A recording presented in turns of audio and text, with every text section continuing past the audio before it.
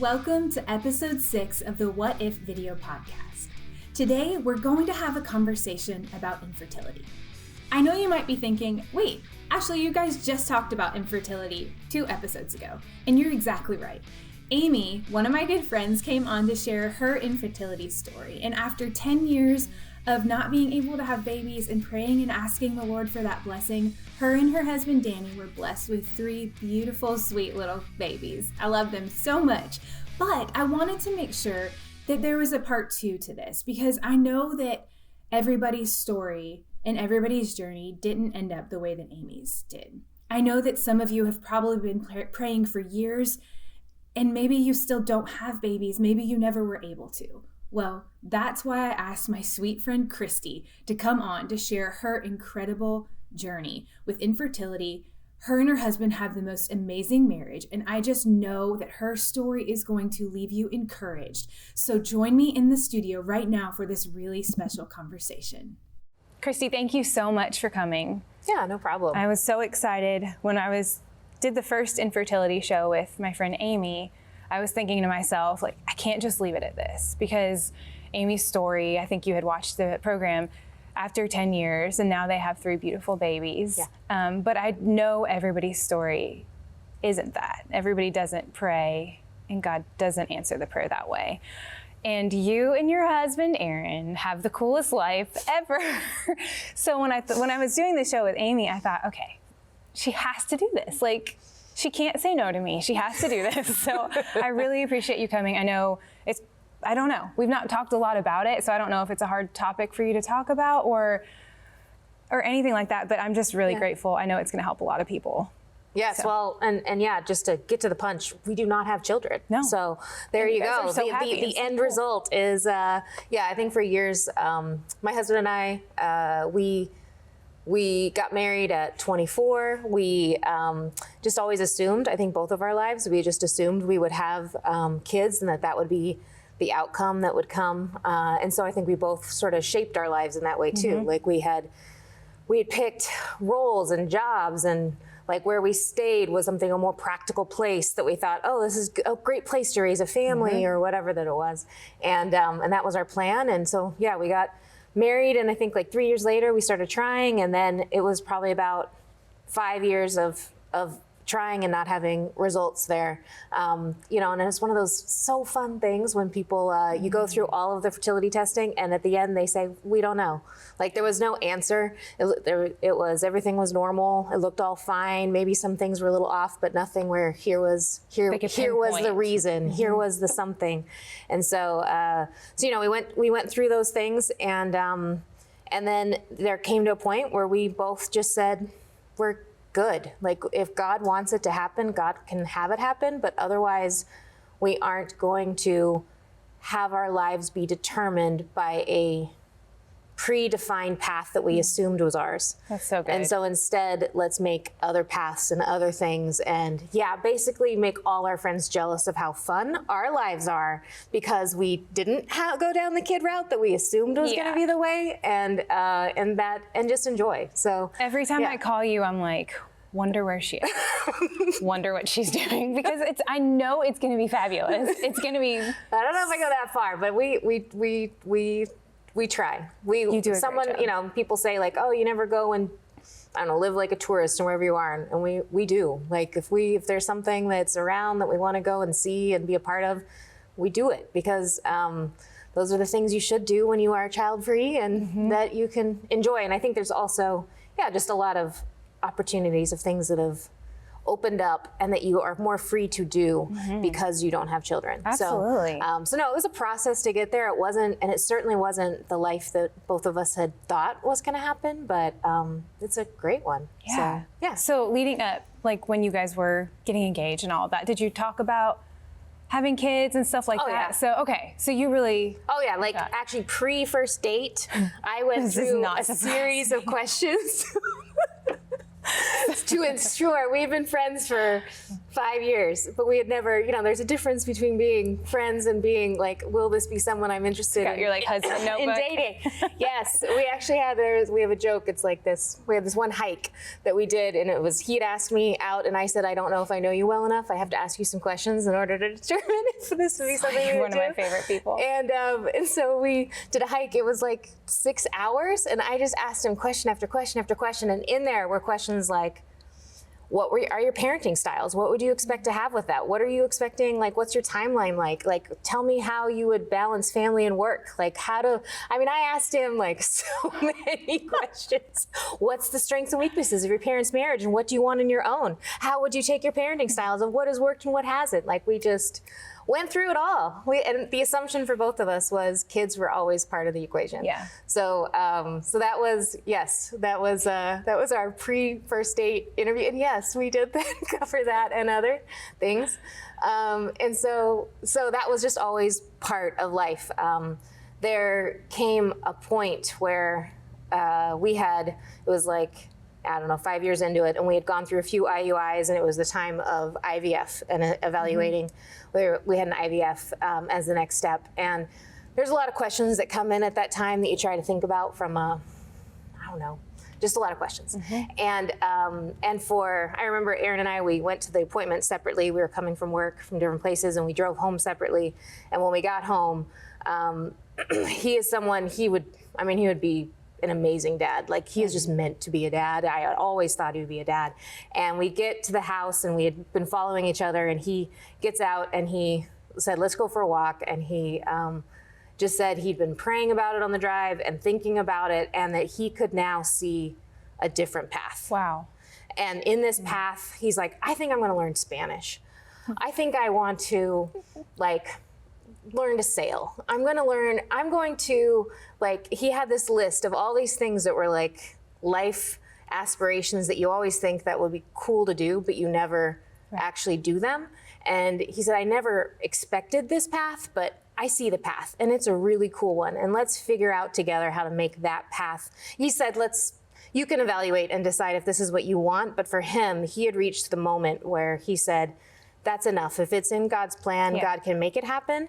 But for the two of us, he could now see, he had thought his life was going to be, being a soccer coach and being there for his kids and doing whatever. And now he does mission trips. He's an engineer, and he'll go out and do that and build cool buildings and help others, or he will, be a part of Bible studies and mentor guys from all different stages of life or whatever. But it's just it's a different path that he's on. But it was the first time where he could visualize it and see it. And he told me, I'm excited about it.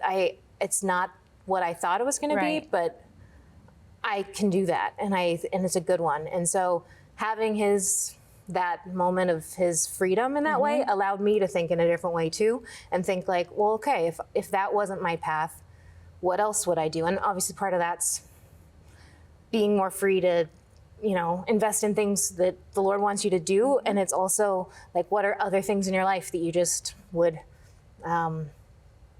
not pursue if you had to worry about taking care and raising up little kids and the rest of it. There's just more choices that you would have at that time. So that's incredible. Yeah, I don't have time to go to the grocery store. So I totally get that. But I think even for you, just being friends over the past few years, you have such a unique calling that I think that you've embraced so well. You're just that person that I know that I can call, and it's gonna be black and white. And sometimes I'm like, cool, thanks. But I feel like you have such wisdom, and you have such freedom. You're so spiritually wise, spiritually strong. You're so much fun, and you have such a unique gift. I know personally for me, you've helped me in my marriage. You've helped me decide, am I supposed to go back to school just because I need a piece of paper? You've helped me with really important decisions that I just couldn't wrap my mind around. So I just think that you have such a cool calling on your life also. And so I have so many thoughts. So when you guys found out that there wasn't something that you can pinpoint that was preventing it from happening. Correct. In my mind, and I could be very wrong because did not go through this, but did that give some kind of like peace and comfort, making you think that, okay, this is, maybe this could be, okay, no. That's what I'm wondering. I'm like, is that better or worse or? I'm a goal-oriented person. Okay. Like, I want to have a problem and I want to have a solution at the end. And I want to have a path that gets me there. And when you made your life in a way that you could, I do these things, I get this at the end. And when it comes to fertility, everyone's is different. Maybe for other people that would be comforting. For me, it was not. Because what that means is I've done all the steps and all the parts that I was supposed to do. And at the end, I just have someone shrugging at me saying, who knows? And as opposed to saying, this is the cause. Sometimes it just helps, I think, if you have like a word. That you can assign to someone, say this is why. So no, like especially at the time, it was just super frustrating, and because it just wasn't. You don't have an answer. Yeah. So it just felt very depressing. Like as I went through, actually, one of the things that like we had moved to be closer to family as a way to, because we thought we'll have kids. Like both of us have been people that, you have a goal, you work towards it, you achieve it. And so we, in our goals, we thought, okay, let's move to a place where it makes sense. We'll be around family. It's logical. We'll have it. And so suddenly I'm in this world that when you're in a place that is more practical for living expenses and whatever else, that along with it brings the baby showers, brings the soccer games, brings the school events, brings all the other things, because that's what your life is surrounding as family, because that was intentionally where we went. So when you go and you are told you have no answer for why, at the same time you have other people that it's just happening and it's just so easy.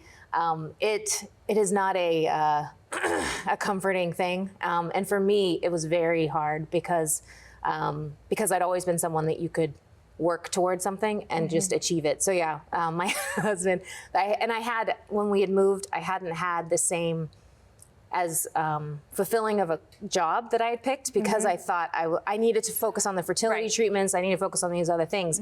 So that made, when that part of my life wasn't like moving in a direction that I wanted it to, that made the this other part extremely dissatisfying and depressing.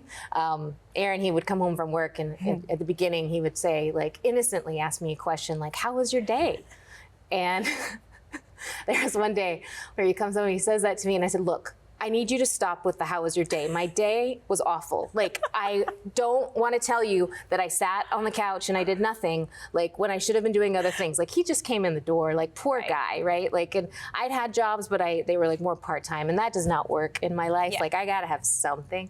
And so, don't ask how my day was. You can, or no, wait, it was the opposite. It was, he said, what did you do today? And I said, I am not giving you a list of what I did today. I need you to say, I messed that up, but it was how was your day? Because that I could work with, and I could respond and be like, here were the things that went, but when it was, what did you do? I'm like, no, nothing.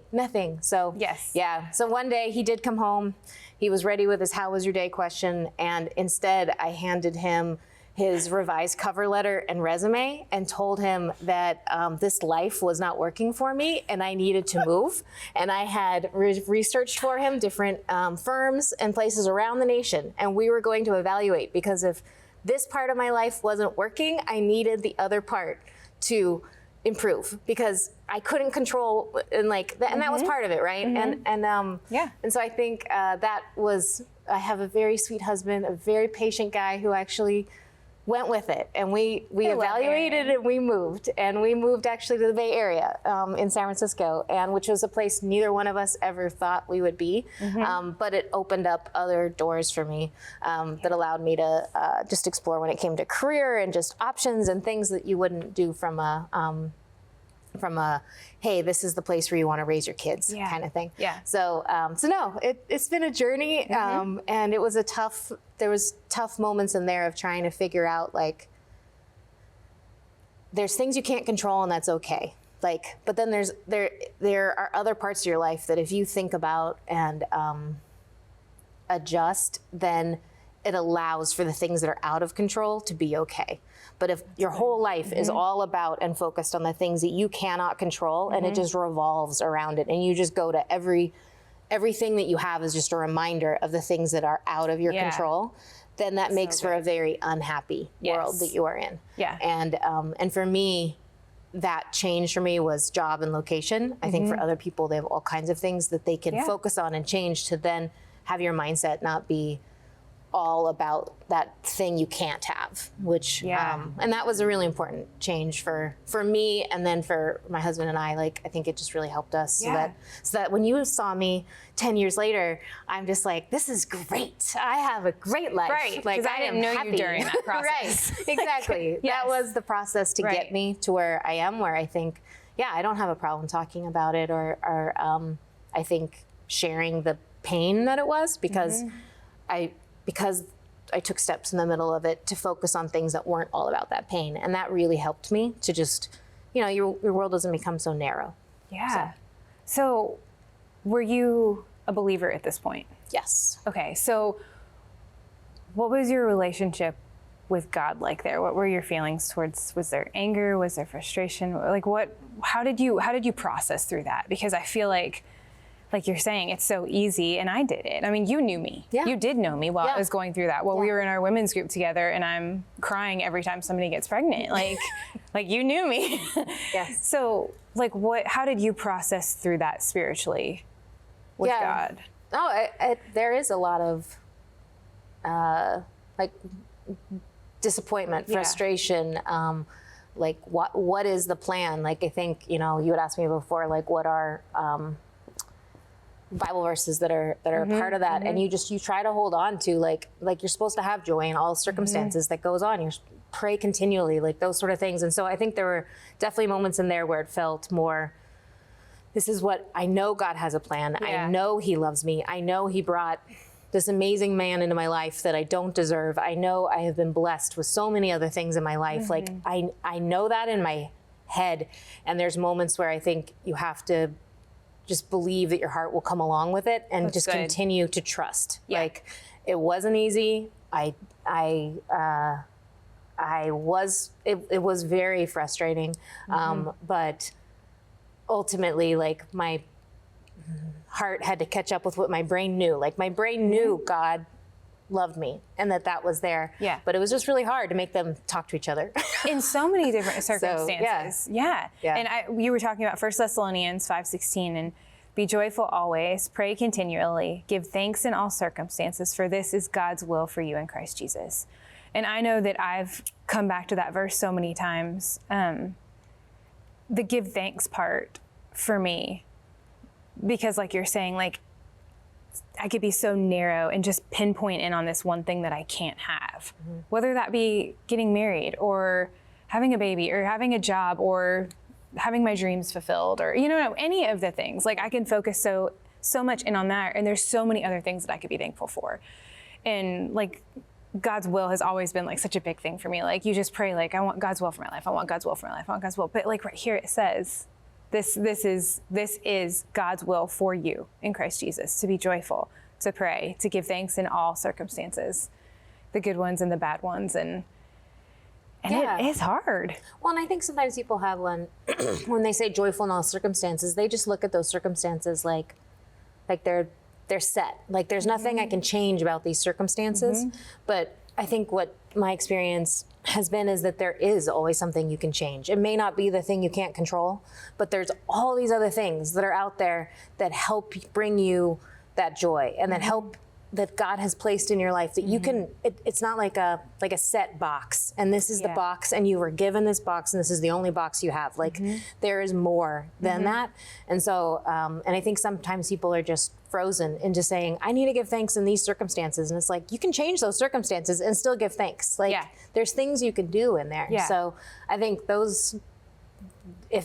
those that are going through it or struggling or whatever, is to find out what those circumstances are that you can look at and still be joyful and be thankful and have all that, but also think to yourself, what can help me find that fulfillment in other ways? And then that really helps, I think, also bring more of God's will, it become more and more apparent, because He wants those things for you too, so it ends up sort of lighting the path of whatever that different path might be. And maybe it is at the end, great, you had kids, and that's a great thing. Right. or maybe it's the path that it worked out for Aaron and I, you know, like, and we're happy with it. Like we would have been happy with that other one, but this is a great one too. Yeah. So. And you do it so well. Thank you. You guys do it so. I was telling you before, I think when we were putting our mics on, like you weren't coming, I wasn't having anybody because I can't imagine. I'm sure there's other people out there, but I can't imagine somebody doing it as well as you guys do. I think it is for us, it is a very intentional thing. You know, Aaron the other day or recently, he got himself a truck, and it's a 1972 Chevy. It's a 3-seater bucket seat, and sometimes he'll go up and he'll take the mirror and he'll adjust it and it'll come off in his hand, right? So, and this is his main driving vehicle. Like he doesn't have, this is not his like one on the side that he just works on. Like if it doesn't work, he can't drive. And if he has more than 3 people, he can't drive, like whatever else. Like this is his vehicle. And we looked at it and we're like, no, you need to get that. And the reason you do is because you're not a dad. So you don't have to have the whole back full for the car seat of all of the car seats and everything else. If you want the truck that everyone goes and says, why did you get that old truck? You get the truck. Like that's what you get, you know? So those sort of things have been very intentional with our life choices as well, to say, even if it's something like, what vehicle do you buy? We're like, if we have people that are coming in to visit us, which we host a lot, we'll rent a car of whatever size they are, because we don't need to change our lives to that size. We want the truck that is that I can like move next to him on the bucket seat, on the bench seat, and move across. You know, like that's what we want. So that's what we get. Yes. So I love that. I love that. So we've been in multiple like women's groups and stuff together, and I know for me, like going through the journey, going to buy like baby shower gifts and being in those women's groups and talking about all the mom things, and like I would leave so many times after our Monday night groups in tears. Like I could put on the front there, but when I left, I would be dying inside. So help us, what do you think? Besides, I know that you talked about like you've embraced the change, but when you're sitting in those moments, you know what I mean? Like how can we help people? So I would, for me, if I was back, where it was a very tough time, like at this moment in my life, I have embraced it. It is fine. I'm so sorry you're covered in poop and throw up and whatever else you whatever is on my pants right now. We were talking about exactly whatever is on. I'm so sorry for what is on your pants right now. I don't have that on mine, and I'm okay. So that works just fine for me. And I have moved in my evolution to get to that point where I'm like, oh, that's so sad. My pants are clean. So we've come to that point. But when it was the start, I think. People naturally want to figure out commonalities. They want to figure out like, what do we have in common that I get? So the first questions are always, do you have kids? Are you going to have kids? Where are you going to have kids? And let's talk about all my stresses with kids or my joys with kids or whatever that there is. And I think it's really important to just hesitate at that moment and figure out if there's other questions you can ask. That's of so like, good. what excites you about your life right now? Like, what's going on? Like some general questions that can kind of get you started on a different path, I think can really help people as they go.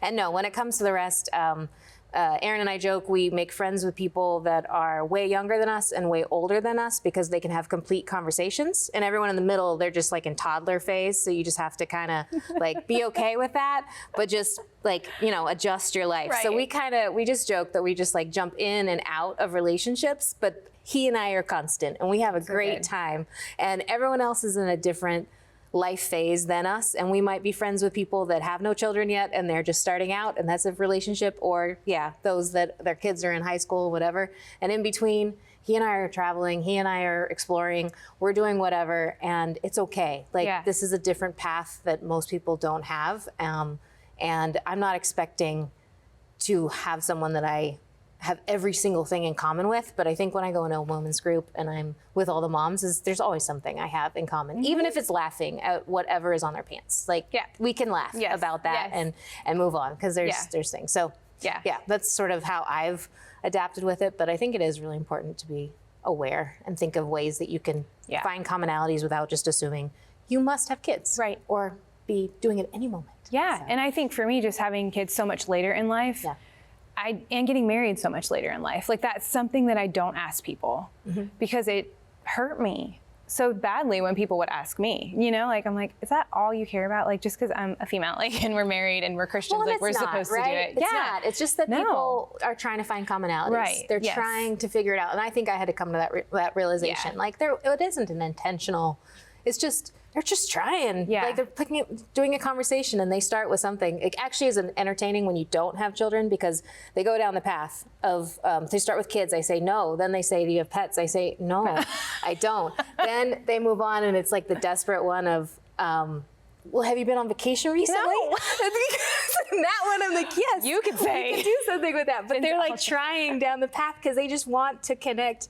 So it's about connecting with people. It is, and that's an okay thing. Yeah. And I've just come to a point where I kind of guide them towards no, I don't have kids or pets, but man, do I have a good time. Let me tell you about what we just and did. You're so good at that. We'll just move on. Yes. They're just trying, Yeah, you know? they are. I think moving past a feeling of this is hurting me to they're just trying to connect with me and I just have to help them because I'm not in a traditional path and that's okay. That's so good. So that's so good. My method. I love that. So embracing the life that you have, changing the circumstances that you can change. Yeah. And just cutting the awkward conversations and shooting to the black and white point like you do so well. Is there any one other quick thing that you could think of that you'd want to leave with people? Those are really good. Just being joyful. Yeah. Being joyful in all circumstances. Yeah. Thank you so much. I'm forever grateful for you coming and sharing. I appreciate you. I love you and Aaron dearly, and you guys are such great examples. Our pleasure. Thank you. We would love to connect with you. Follow us on social media at WhatIf Video Podcast or check out our website by visiting ashleylmcclain.com. You can see what's coming up on What If, submit your What If questions, read Ashley's blog, and so much more. We can't wait to connect with you.